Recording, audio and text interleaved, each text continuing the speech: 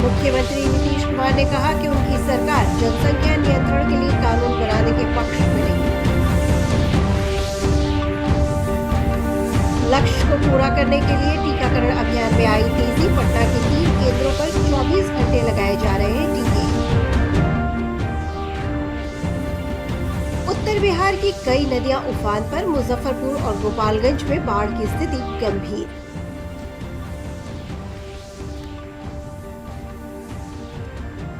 और सेनारी नरसंहार मामले में सुप्रीम कोर्ट ने दोषियों को किया नोटिस जारी।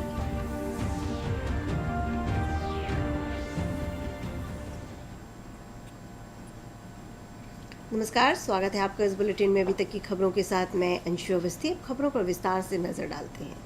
मुख्यमंत्री नीतीश कुमार ने कहा है कि जनसंख्या नियंत्रण के लिए हमारी सरकार केवल कानून बनाने के पक्ष में नहीं है। उन्होंने कहा कि सिर्फ कानून बनाने से जनसंख्या पर नियंत्रण संभव नहीं है। मुख्यमंत्री का मानना है कि जनसंख्या नियंत्रण के लिए महिलाओं का शिक्षित होना जरूरी है। उन्होंने कहा कि महिलाएं शिक्षित होंगी तो जनसंख्या पर नियंत्रण कर पाना संभव होगा।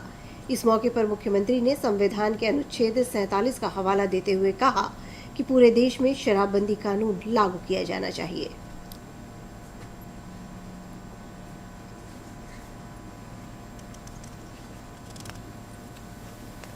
जनसंख्या नियंत्रण के लिए अगर आप सिर्फ कानून बना करके कोई उसका उपाय करेंगे, ये सभी ठीक से संभव नहीं है।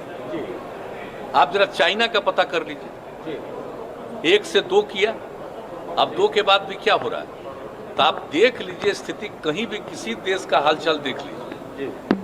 ये सबसे बड़ी चीज है कि जब महिलाएं पूरे तौर पर पढ़ी रहेंगी तो इतनी जागृति आती है, इतना कॉन्शसनेस होता है कि अपने आप प्रजनन दर घटेगा। तो पूरा भरोसा है कि 40 तक,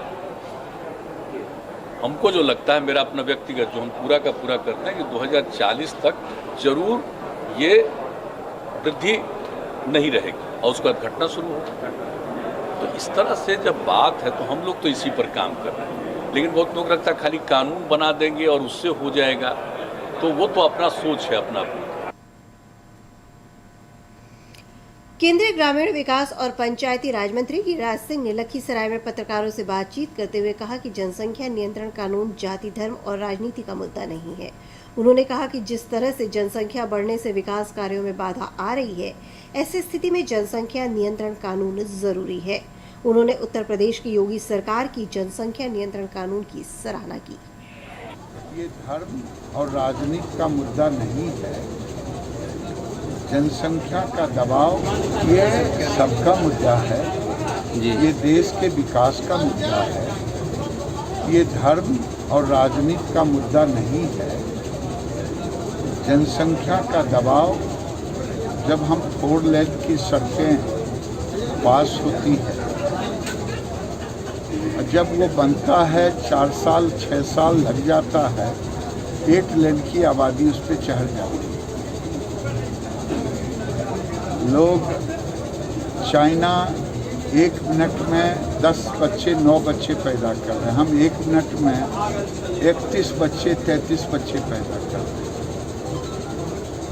हम दुनिया की आबादी का 20% व्यवहारिक में। MS रामजी महतो सामुदायिक भवन, श्री कृष्ण मेमोरियल हॉल में सुबह 10 बजे से लेकर रात 9 बजे तक और पाटलिपुत्र स्पोर्ट्स कॉम्प्लेक्स और होटल पाटलिपुत्र अशोक और पॉलिटेक्निक पाटलिपुत्र में 24 घंटे टीकाकरण किया जा रहा है। स्वास्थ्य विभाग का कहना है कि बुधवार से कोवैक्सीन टीकाकरण केंद्र पर मिलने लगेगा।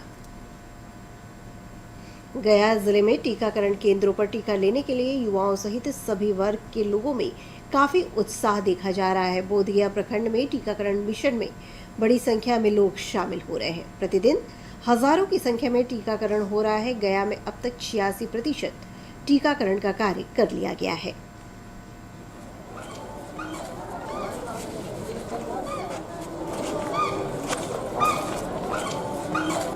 ये जो वैक्सीनेशन है बहुत ही अच्छा है, कारगर भी है। रोज कम से कम 600, 700, हजारों की संख्या में पड़ रहा है, फील्ड में भी पड़ रहा है। अभी वैक्सीनेशन का काम पूरे भारत में चल रहा है और हम वैक्सीन आज से लगभग 1 महीना पहले हम दोनों डोज ले चुके हैं और इस वैक्सीन से किसी तरह का कोई भी साइड इफेक्ट नहीं है। टीकाकरण अभियान के तहत कोरोना से बचाव के लिए नालंदा जिले में टीकाकरण अभियान तेजी से चल रहा है। टीकाकरण को लेकर अब लोगों में भ्रांतियां धीरे धीरे दूर हो रही हैं।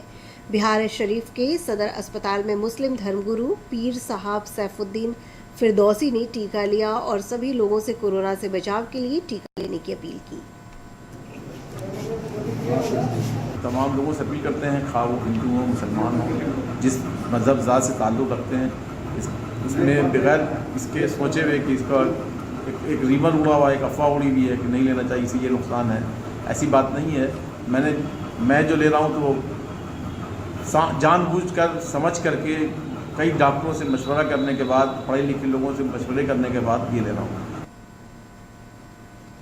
नेपाल के जलग्रहण क्षेत्र में हुई बारिश के कारण गंडक, बूढ़ी गंडक, बागमती, कोसी, कमला बलान सहित अधवारा समूह की नदियों के जलस्तर में वृद्धि होने से प्रदेश की कई नदियां अधिकतर स्थानों पर खतरे के निशान से ऊपर बह रही हैं। बाढ़ से पूर्वी चंपारण, पश्चिमी चंपारण, गोपालगंज, मुजफ्फरपुर, सीतामढ़ी, मधुबनी और दरभंगा जिले ज्यादा प्रभावित हैं। बाढ़ प्रभावित जिलों में स्थानीय प्रशासन के साथ साथ एनडीआरएफ की टीम भी राहत और बचाव कार्य में जुटी हुई है।